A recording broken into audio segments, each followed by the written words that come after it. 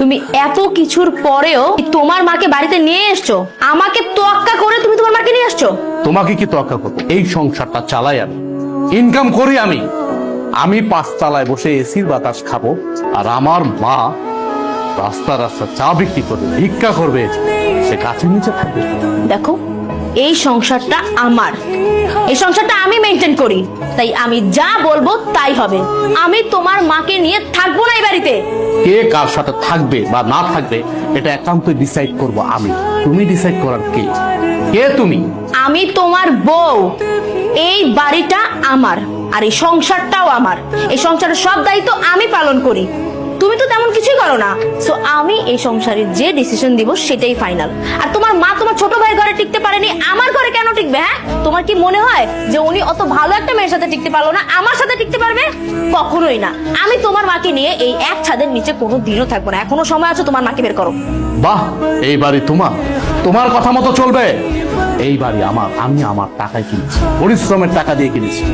আর চাকরিটা করতেছি পরিশ্রম করে, কিন্তু চাকরি করে টাকা উপার্জন করে। হ্যাঁ, মানলাম তোমার বাবা আমাকে চাকরি দিয়েছে, সে অনেক সহযোগিতা করছে, আমি প্রয়োজনে তার টাকা দিয়ে দেবো। কিন্তু তুমি কোনো কথা বলবা না আমার মার বিষয়ে। আমি বাইচা থাকতে তোমার মা এই বাড়িতে থাকতে পারবে না। আপনার মেয়ে আমার মাকে এই বাড়ি থেকে বের হয়ে যেতে, আমার মাকে সে সহ্যই করতে পারতেছে না। আপনি জিজ্ঞেস করেন কেন আমার মাকে সে সহ্য করতে পারতেছে না? আমার মা গরিব, এই জন্য। আমার হাজবেন্ডের অবস্থা দেখছো? ও ওর এই ফুকিনি মাকে বাড়িতে নিয়ে আসছে। আমি তো বিয়ের শুরুতে এই বাড়ি থেকে ওনাকে বের করে দিয়েছিলাম, কারণ ওনার সাথে আমি কিভাবে সমাজে চলবো বলো তো? আমার মেয়ে যা বলেছে ঠিকই বলেছে। তোমার মায়ের বেশ পোশাক দেখেছো কি নোংরা? তোমার মা আমার মেয়ের সাথে মানিয়ে চলতে পারে। আরে তোমাকে আমার মেয়ে ভালো ব্যক্তি বিয়ে করেছে, সেই জন্য গ্রাম থেকে তুলে নিয়ে এসে আমি তোমাকে চাকরি দিয়ে প্রতিষ্ঠিত করেছি। তাই বলে তোমার এই গায়া মাকে আমার মেয়ের বাড়িতে নিয়ে আসবা? আপনার মুখে এই টাইপের কথা কখনো মানে না। আপনি একটা শিক্ষিত, ভদ্র, মার্জিত ফ্যামিলির লোক।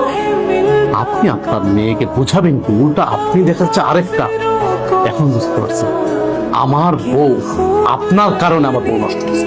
আপনার মতো বাবা যে ফ্যামিলিতে আছে, ওই ফ্যামিলিতে কখনো সুখ আসবে না। তো আমি আপনার সাথে বাড়াবাড়ি করতে চাচ্ছি না, কারণ আপনি আমার শ্বশুর। আপনি এখন এই মুহূর্তে আমার বাড়ি থেকে বেরোন, আমার বাড়ি থেকে। ঠিক আছে, যাচ্ছি। আমি এক মুহূর্ত এই বাড়িতে থাকবো না।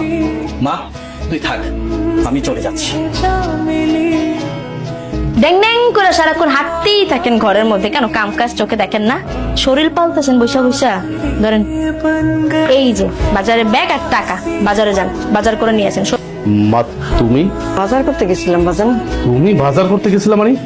তোমার তো শরীর খারাপ, তোমার তো বাজারে যাওয়ার কথা না। নিশ্চয়ই তোমার বৌমা পাঠাইছে বাজারে, তাই না? সত্যি করে বলো মা।